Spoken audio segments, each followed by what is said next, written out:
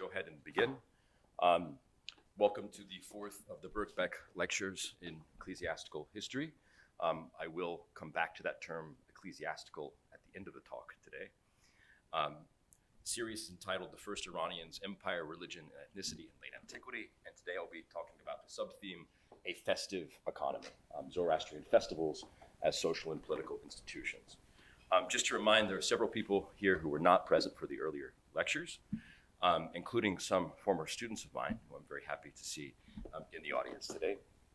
And so I just want to say a few words about the overall argument of the series, which is the fourth and final talk.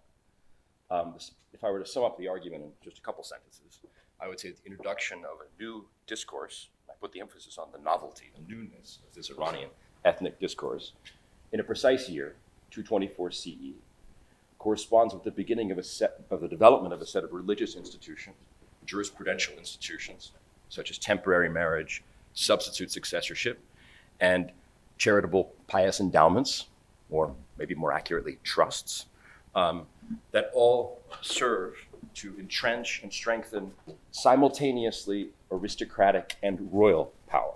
That is what is really crucial to the argument, is that the Zoroastrian institutions make kings and aristocrats wealthier and stronger simultaneously through a kind of co-constitution of aristocratic and royal power, which is precisely what the word Iran, recovered from Zoroastrian myth, meant.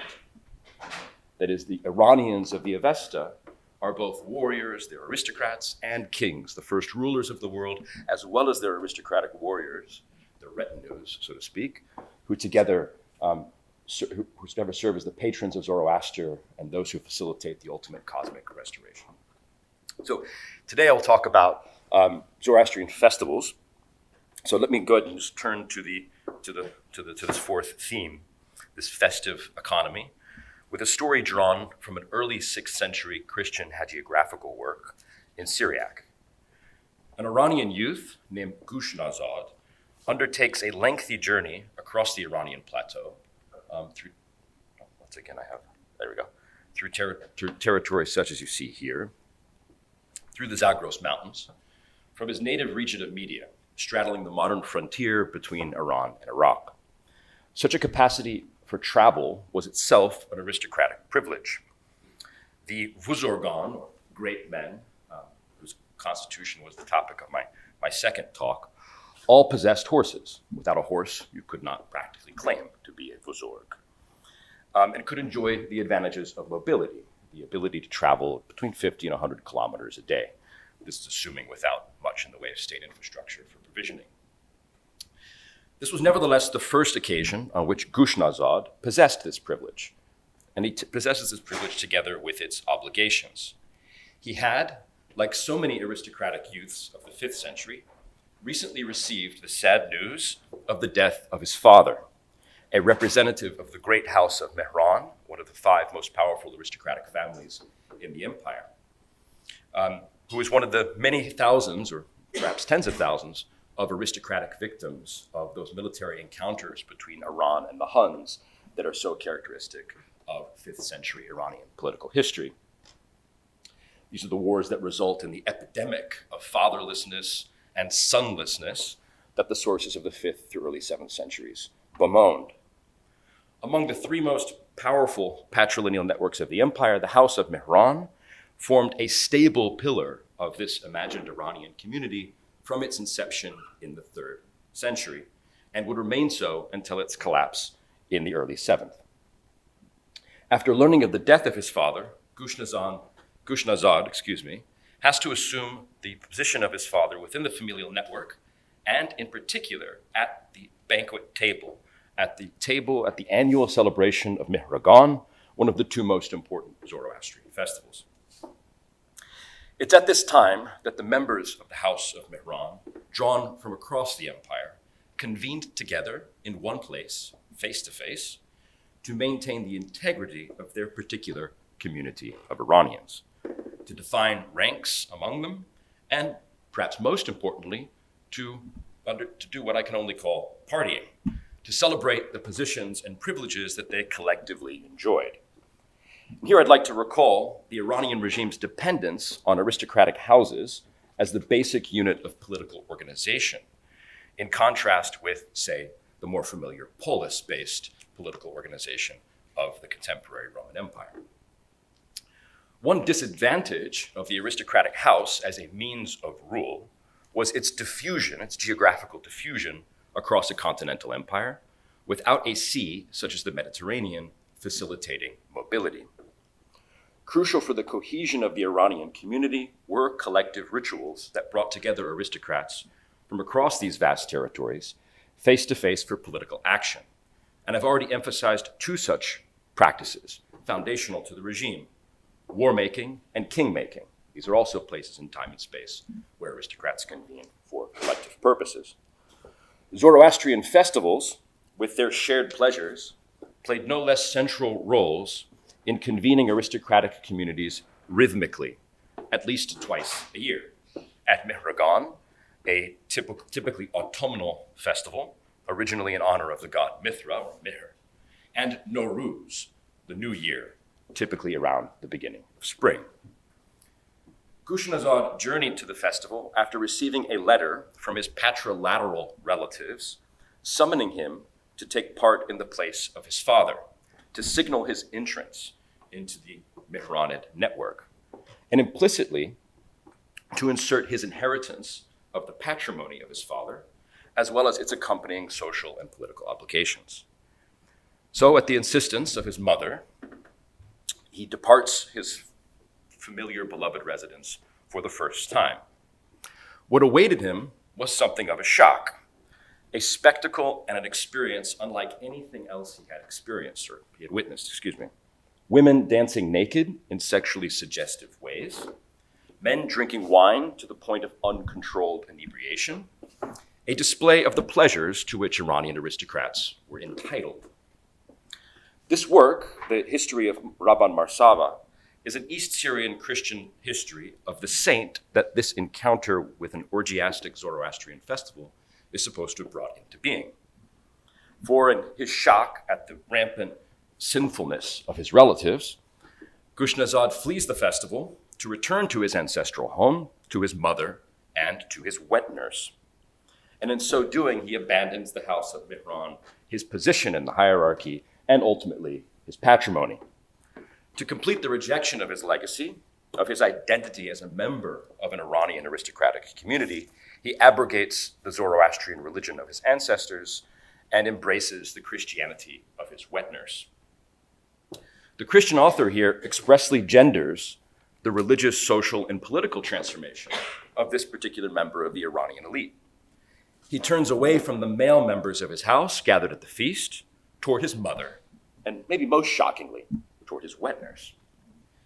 Such an abandonment of his role as a great man, as a buzurg, was part and parcel with his abandonment of his name, his role as the name bearer of his father, to become a monk, Sava, with an entirely unrecognizable name within the Iranian tradition. Whether or not Gushnazad existed is irrelevant.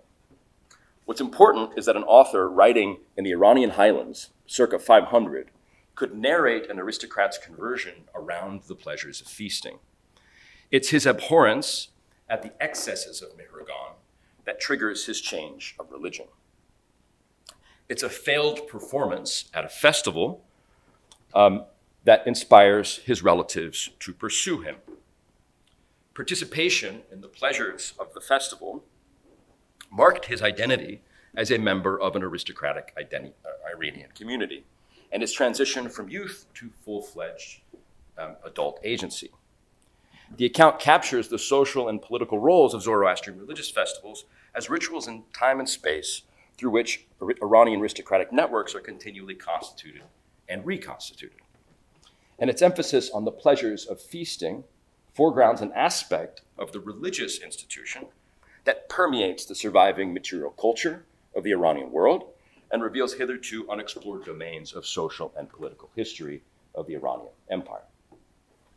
The Iranian court employed Zoroastrian festivals as a regular ritual of aristocratic convention, especially at these festivals I keep mentioning, Nowruz and Mihragan, both characterized by eroticized dancing and wine drinking, as you see here in the so-called Saltykov plate, which portrays the calendar of festivals around the year.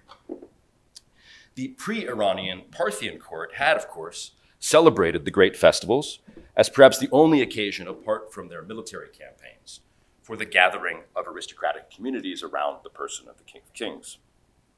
The early Iranian court continues this already ancient practice, but endows the ritual with new significance, with new Iranian significance, as part of this mythical historical framework that the idea of Iran or the idea of the Iranians embodied.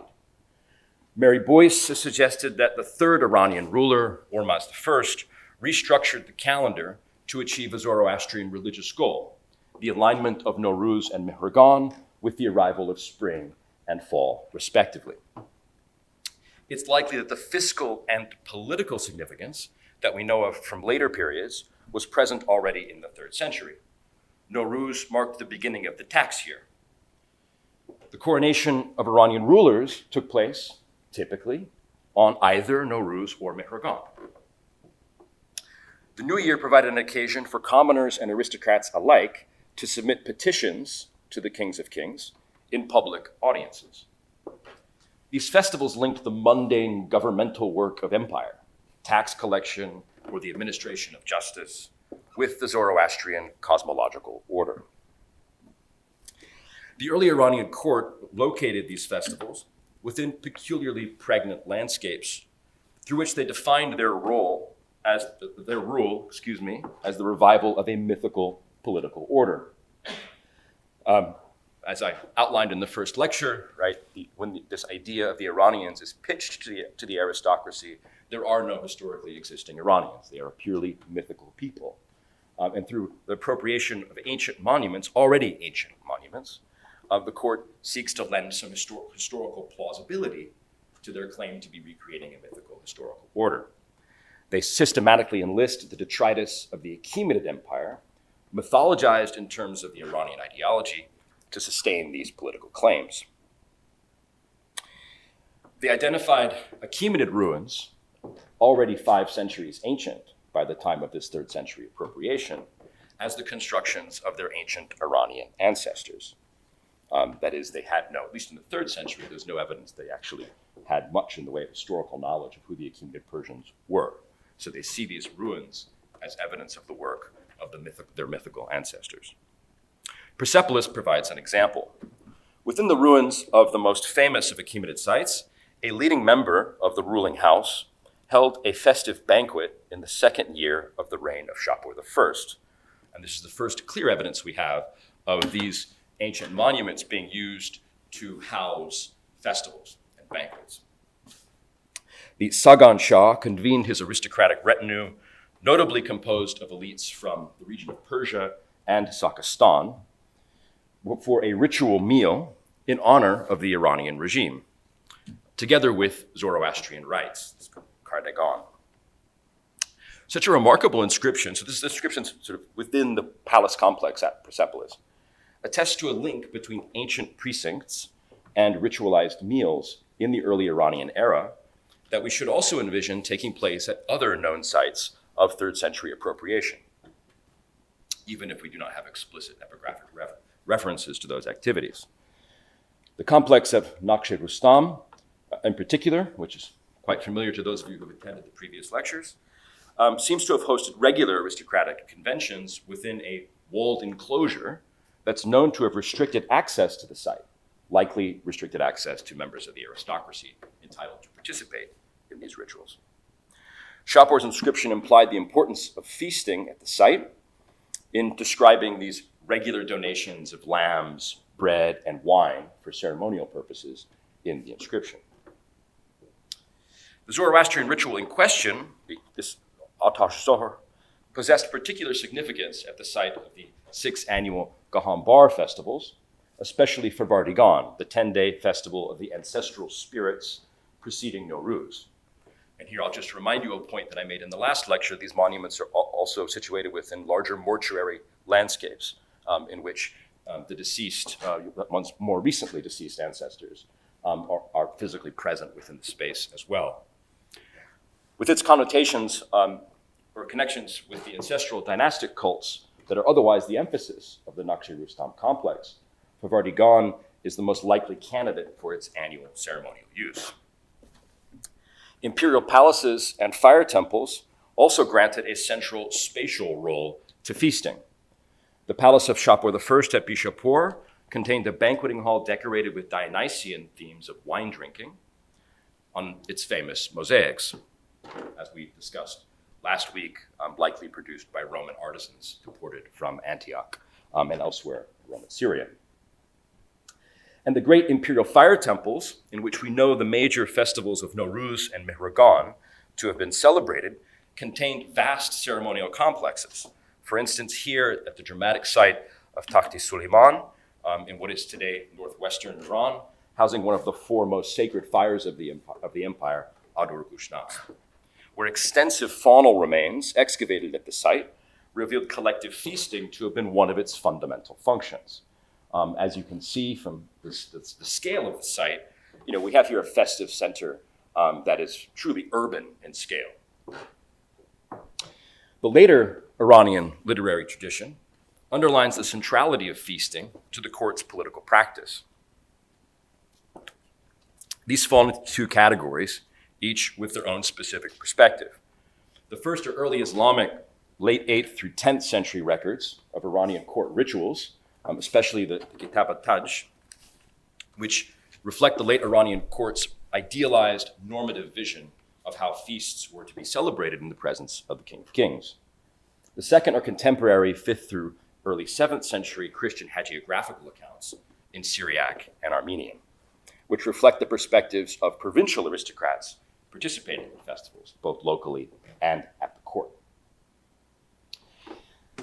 The Kitab al-Taj presents Nowruz and Mehragan as the paramount occasions for defining the relations between kings of kings and their distinct aristocratic constituencies, and for restructuring aristocratic hierarchies in dialogue with constantly changing political events and relationships on the ground. Aristocrats attended the royal table in accordance with their rank, seated hierarchically, and served in either gold or silver vessels, with gold reserved for the highest ranking and silver for more middling ranks. Seating arrangements and the distribution of vessels for dining and drinking made visible the ever-changing hierarchies of aristocratic individuals and aristocratic houses vis-a-vis one another. This is a major theme of the contemporary Christian accounts. An exchange of gifts also takes place on these occasions. Aristocrats are expected to bring the kings of kings a luxurious gift. This could be musk, fine, well-bred horses, silver, gold, silk garments, even mundane pieces of military equipment, in the case of lesser-ranking cavalrymen. Gifts worth more than 10,000 drachms were recorded in the diwan as an investment that the court could return in times of need or on the occasion of a marriage, in what constituted a reciprocal economy anchored in the ritualized exchange of luxurious, high-value goods, always with their price tags. That is, these silver vessels typically have their precise exchange value in silver coin written on the back. The kings of kings, for their part, granted high-value silk garments at Nowruz to their aristocrats, again, with the precise value of the garment corresponding with the rank. So there's always awareness of the exchangeability of these items on the market. Christian accounts confirm the importance of both redefining elite hierarchies and framing interelite and even elite commoner relations in terms of reciprocity. They do so, however, from a bottom-up rather than a top-down perspective. The Christians are writing from the perspective of the lowest-ranking aristocratic communities, right? Not the top Buzurgan class. They reveal that the royal banquets of the major feasts were reduplicated as microcosms of the royal festivals at regional levels throughout the empire, and also at the institutional level, with specific institutions, such as in the fiscal system and the military, orchestrating their own celebrations. A 6th century Syriac work recounts a regional military commander of the House of Mehran organizing the festive rituals of Nowruz in Azerbaijan in the year 529 on behalf of all of the cavalrymen and foot soldiers in his military retinue, forming a kind of military collective. An amargar, a fiscal administrator, presided over the same festival for those who worked under his authority in another late Iranian Armenian account.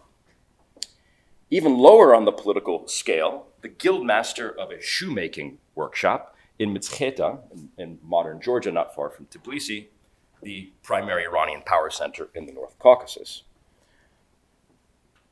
organizes this festival for his shoemaking workers. These accounts all stress the major festivals as occasions for reordering elite hierarchies, opportunities for some to gain in status and for others to lose their rank or positions. These were the days on which political negotiations and conflicts became visible, legible, in the presence of a reordered mass of imperial servants, ranging from the highest military commanders to the most humble of artisans. All of these texts stress the collective pleasures of the festivals for elites and commoners alike. These were days on which even the basest of men could expect a portion of meat and wine, culinary delights normally unavailable to commoners. Their masters expected much more. We know of their experience of the festivals for the Buzurgan, or great men, more from the material than the literary evidence. It's worth dwelling for a moment on one of the earliest examples of what serves as a paradigmatic form of Iranian court art, the silver vessel. One of the few properly excavated such examples, most of which are unprovenanced, and this is a world in which forgeries often outnumber authentic pieces, even at the most reputable and professional of museums, which I'll leave unnamed.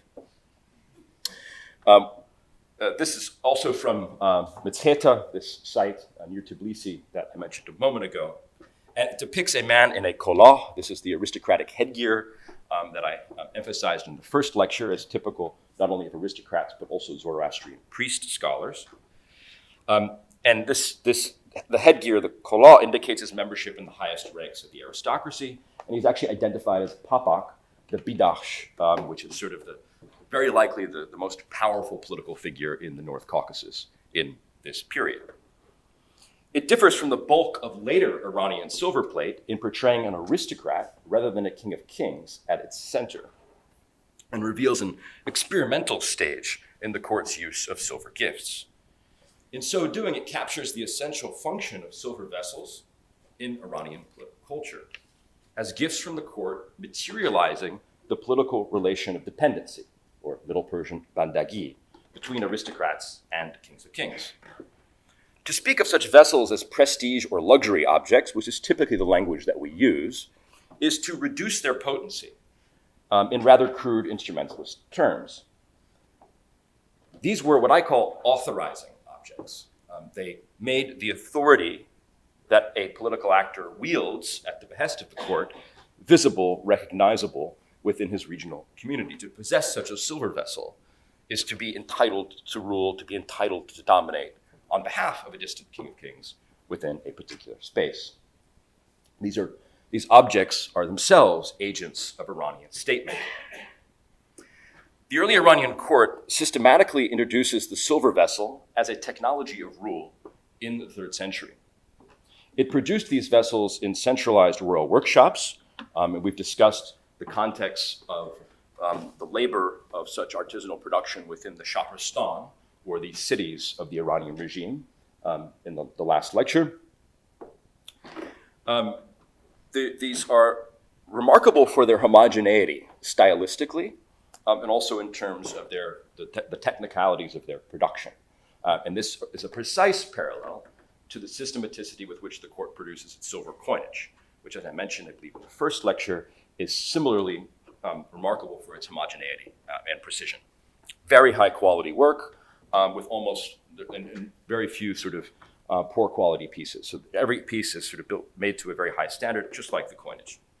This centralization of production, which by the way stands in stark contrast to metallurgical production in previous centuries, in the 1st and 2nd centuries BCE.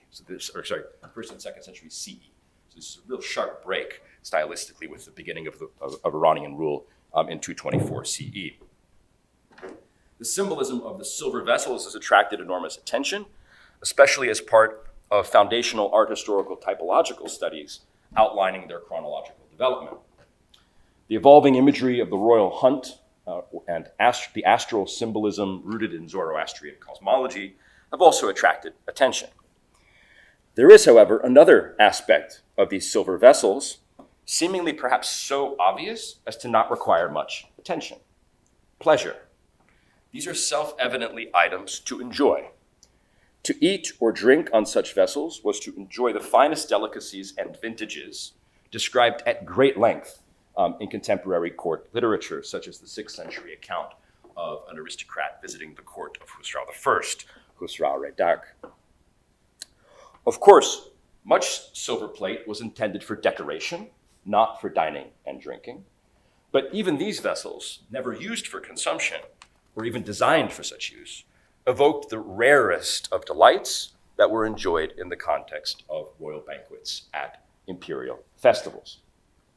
Symbols of wine drinking on the vessels are so common as to be utterly banal and almost unworthy of comment or consideration. The consumption of wine to excess at festivals impressed outside observers and provided a major theme of early Islamic historiographical and poetic accounts of these celebrations.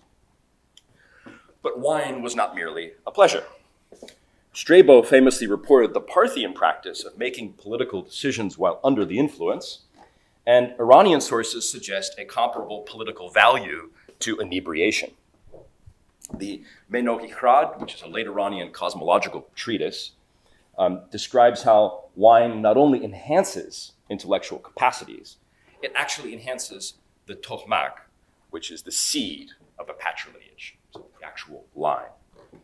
A late or possibly post-Iranian silver cup in the Sackler gallery, which you see here, illustrates this cosmological potency of wine.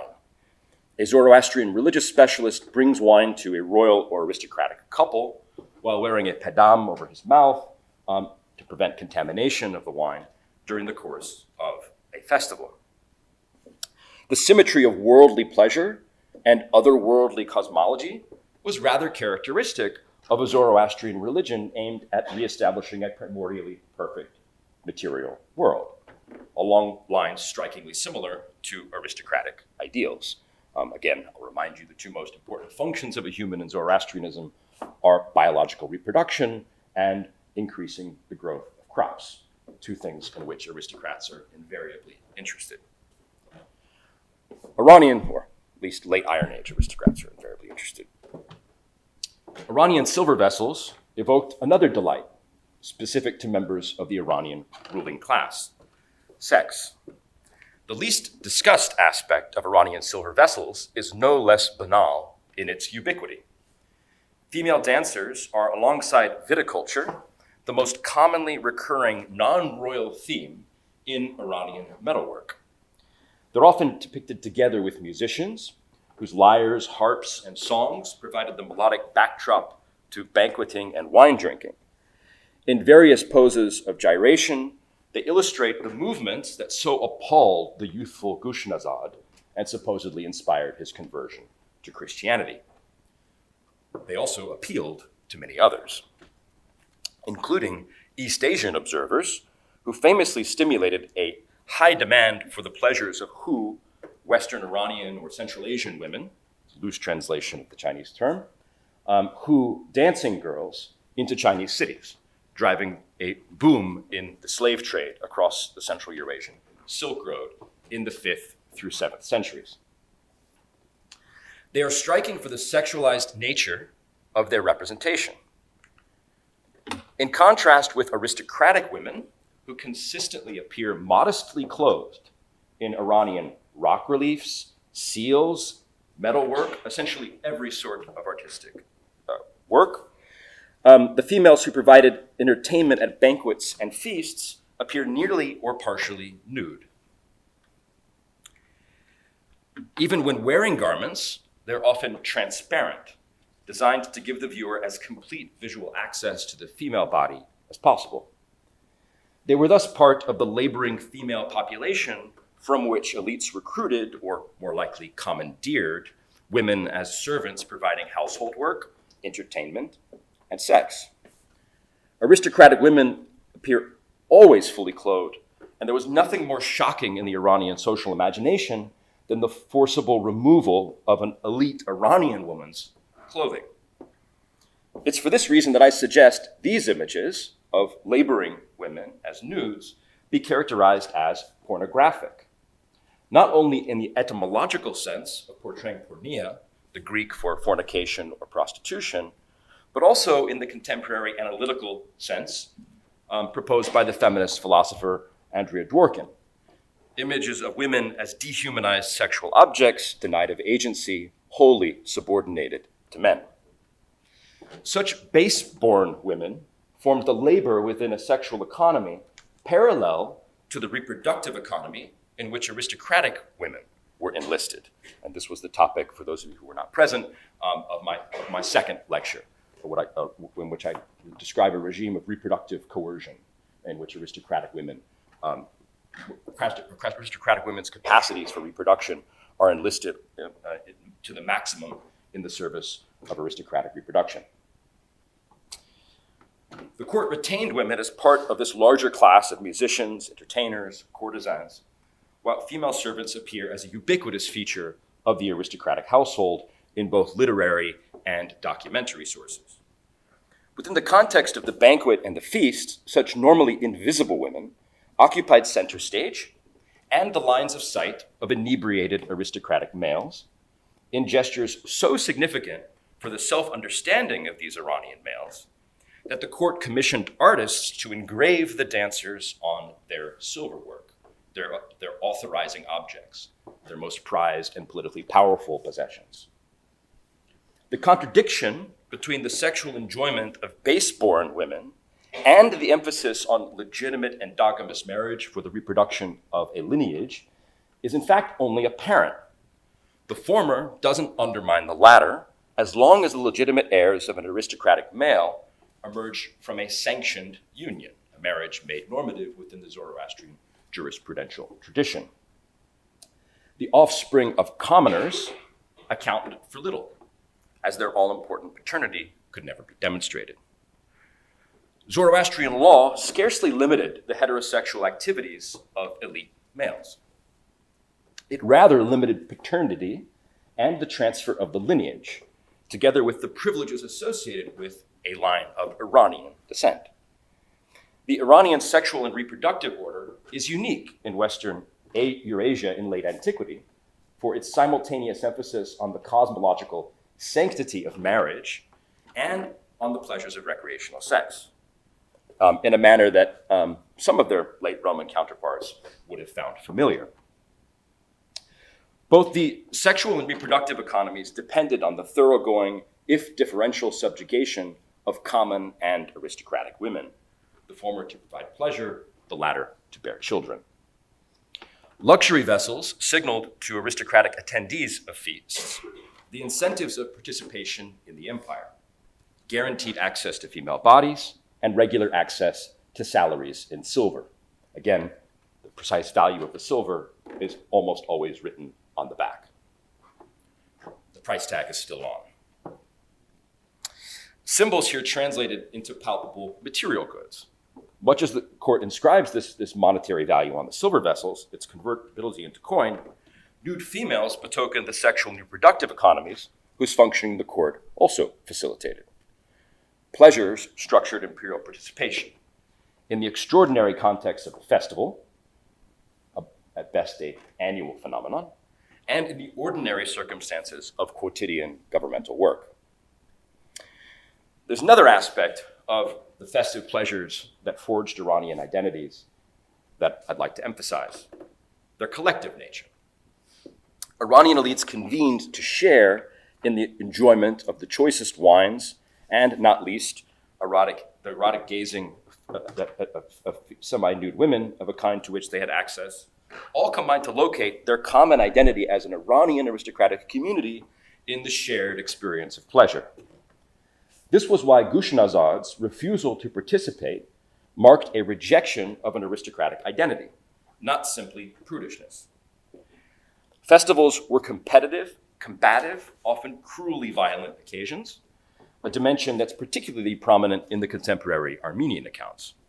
Here, feasts appear as occasions for losing one's head, and in one memorable instance, losing one's head while in the very act of sipping wine from chalice. Even if ranks are reshuffled, positions are lost, jealousies roused, the collective identity of the aristocratic Iranians that earned men access to women and wine could not, as an inherited position, be denied. The only way to shirk one's Iranian aristocratic position was to apostatize from the Zoroastrian religion, as Gushnazad did in becoming a Christian monk, Rabban Marsaba. Festivals here communicate the nature of the new Iranian identity in the 3rd century that the court was pitching to these post-Parthian aristocratic communities.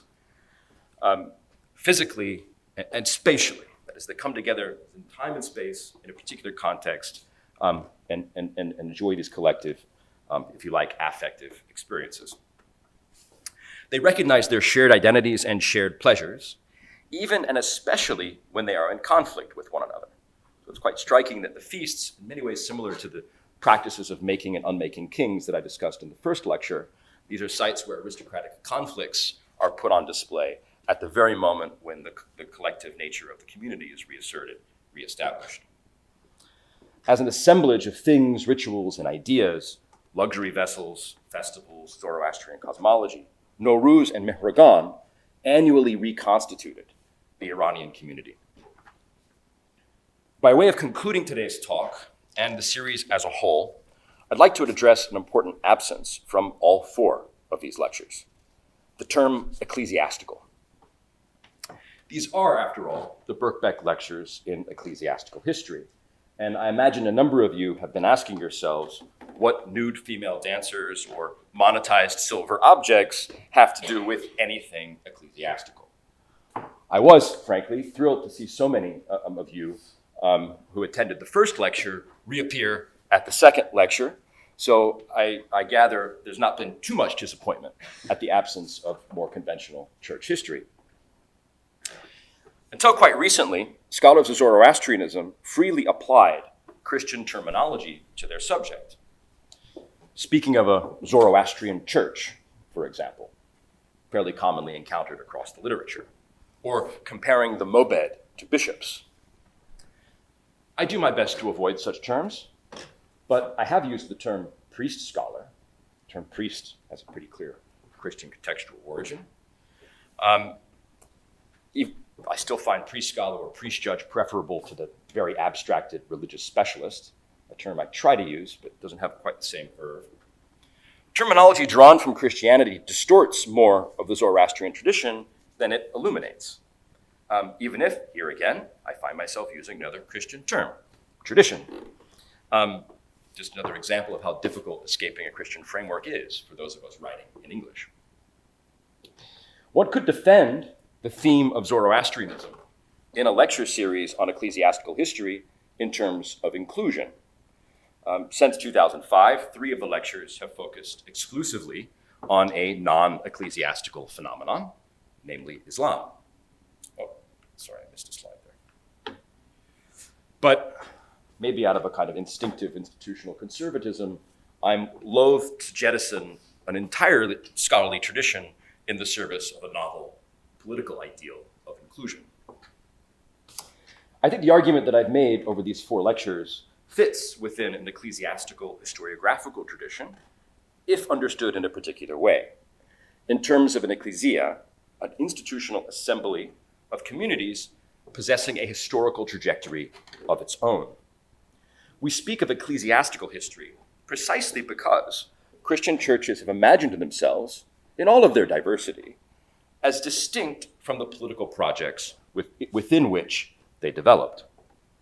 And the Christian church has rather successfully outlived even those political projects with which it was most intimately entwined. The Roman Empire or the Aksumite monarchy of ancient Ethiopia, for example.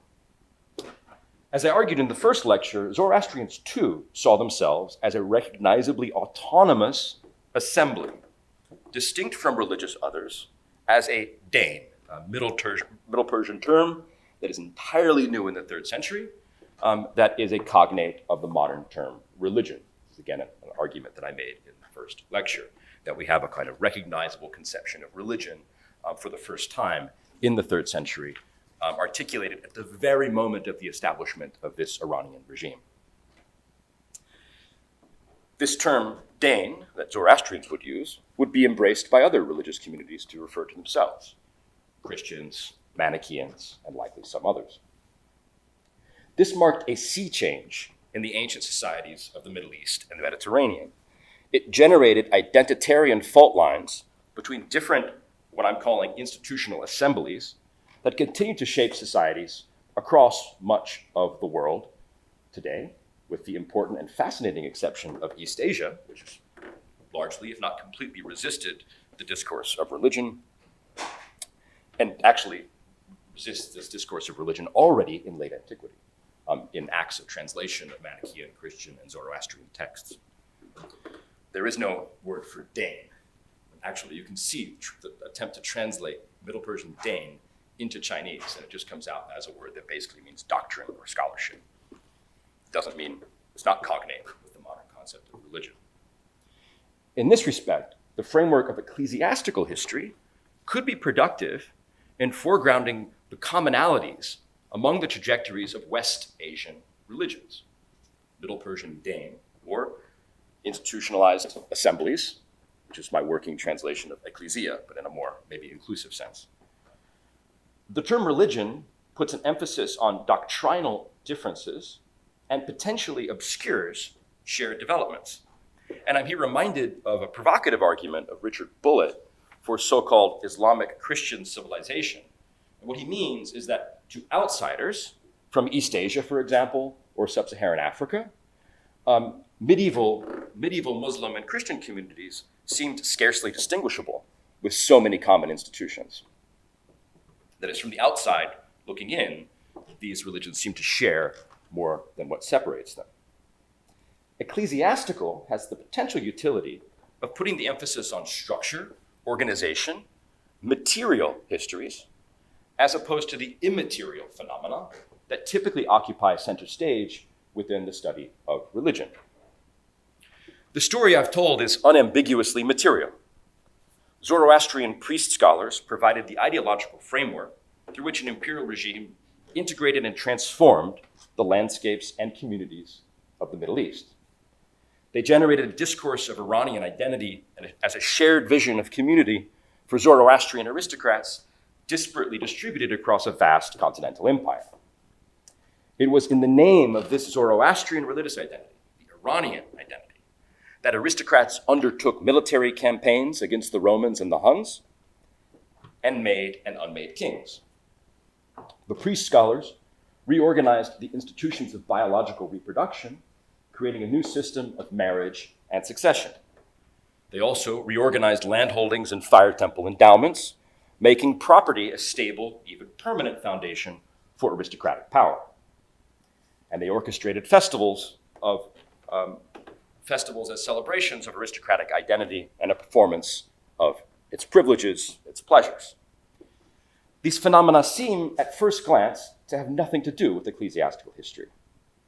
Then again, at second glance, parallels become rather glaring when one looks at the previous list of Birkbeck lectures, often concerned with sacred kingship within a Christian context, monastic and other ecclesiastical institutions, and the relationship between church and state. This is not accidental. It's precisely my own training in medieval ecclesiastical history that has led me to foreground these phenomena in the study of the pre-modern Middle East. Without that training, I would look at the material very, very differently. I would stop short of encouraging Zoroastrian scholars, or scholars of Zoroastrianism, I should say, to speak of their work in ecclesiastical terms. I nevertheless do think recognizing the commonalities across West Asian religions and learning from the exceptionally robust tradition of ecclesiastical historiography would repay significant dividends. Let me close by considering the phrase that most effectively and famously, and I also could add influentially, captured the dynamics of Iranian political culture in late antiquity. Religion and empire are twins. A quote from the letter of Tansar that I mentioned in the first lecture. Religion and empire are born together. They are inextricable, according to this formulation of Iranian political thought. The metaphor of twinship accurately communicated the simultaneous emergence of the empire and a Zoroastrianism reorganized as a deme, right? Again, a concept cognate with the modern word religion, in the 3rd century. What the metaphor got wrong was the dependence of Zoroastrianism on empire. One twin outlived the other. The Iranian imperial project collapsed in the decades following its first defeat at the hands of the early Muslim conquerors in 636 CE. Successive descendants of the ruling house would plot for upward of a century a reconquest and a reestablishment of Iran from their comfortable exile in the Tang Chinese capital of Chang'an, sometimes even with the support of the Tang court. To no avail. The empire is not ever reestablished. And with the disappearance of the empire, the Iranian identity too disappeared. It became a theoretical concern of Zoroastrian scholars, no longer a salient social or political identity.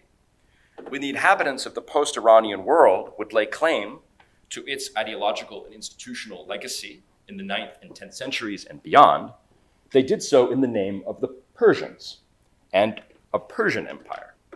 The term Persian, previously a purely regional identity, referring to one region of a much larger political whole, had the advantage in an Islamic context of having none of the religious significance of the term Iranian.